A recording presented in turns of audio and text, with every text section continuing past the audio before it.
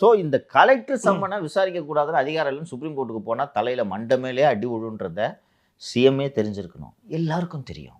அதிகாரிங்க இப்படி தான் திங்க் பண்ணுவாங்க. அதை சொல்லிடுறேன். ஒரு முறை இப்போது சொல்லலாம், வழக்கே முடிஞ்சு போச்சு. இந்த 400 கிலோ சுரானா கோல்டு மாட்டுச்சு தெரியுமா? 400 கிலோ கோல்டு. அந்த கோல்டு மேட்டரில் இப்போது இருக்கிறார் டாக்டர் எஸ் வர்ணா, நான் நினைக்கிறேன் IAS, doctor S Varna IAS.